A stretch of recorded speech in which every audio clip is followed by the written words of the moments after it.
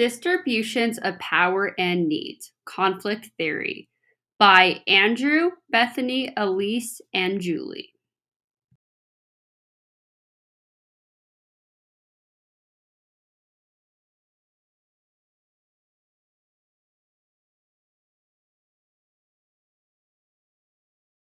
According to Langer and Litz 2015, despite the terminology, conflict theory is more of a perspective than a theory. It is a large view and can be widely applied across systems, but it does not have a step-by-step plan. Therefore, it may vary in application and is difficult to measure. Conflict theory is analytical and descriptive. Conflict theory has four different principles. Principle number one is conflict is inevitable. Principle two, there is an unequal distribution of power in relationships. Principle three, there is an ongoing struggle for scarce resources.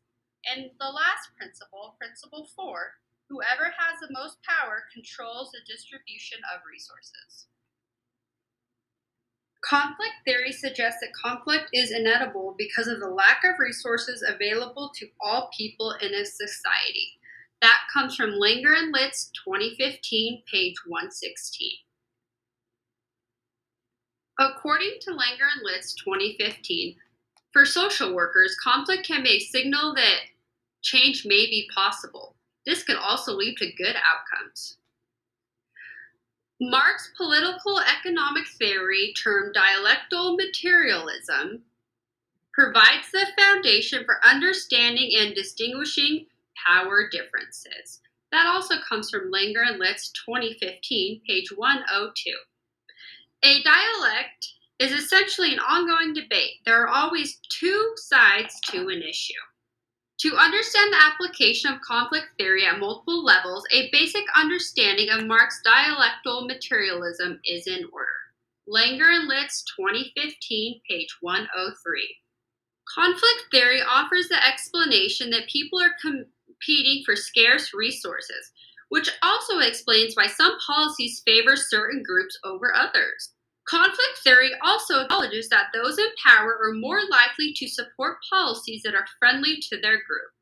Groups that have been less successful at having political representation are therefore less likely to have their concerns heard. Langer and Litz, 2015, page 116.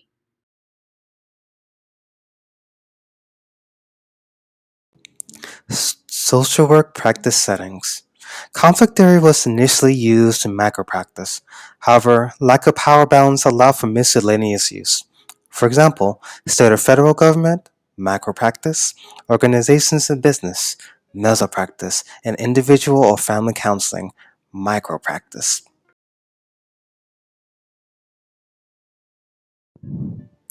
Macro conflict theory. Conflict theory is commonly used in macro practice. One example is an American company outsources to cheaper countries. It costs less for the company, but for the same results. The company pays less, but maintains more. Now the country or area has unequal power. Meso-conflict theory. Conflict theory is seen in meso practice as well. For example, Houston Area Women's Center supports victims facing various issues. If Hawk made all services profitable, it would take away from clientele. Men clientele unable to pay due to lack of funds from victimization. And if similar agencies did the exact same thing, clientele would be unable to receive needed services, thus struggle for scarce resources. Micro-conflict theory. Conflict theory is also found in micro-theory. For example, a company focuses funding on a specific population, such as those with Hispanic backgrounds. Individuals are in need but do not qualify, thus those in power control dispersal.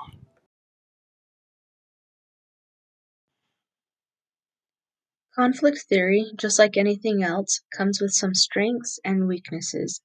Conflict theory can be used throughout all different populations or groups of any size and in all practice settings. Going back to the principle that conflict is inevitable, the existence of conflict becomes normalized. Due to the unequal distribution of power in a relationship, Conflict theory supports continuance and allows for arguing and conflict to happen. One of the biggest strengths of conflict theory is that conflict leads to change, even social change. Some of the real-life examples of this that we have seen lately are the Me Too movement and also Black Lives Matter. There is much conflict within these groups that has had an effect on social change. One of the flaws or limitations of this theory is that the interventions do widely vary. Conflict theory can be difficult to evaluate. One thing about conflict theory that can be a limitation is that it focuses on the negative. Conflict theory can be useful when examining a relationship and conflict, but when focusing on conflict to evaluate and analyze, you are focusing on the negative aspects of your relationship.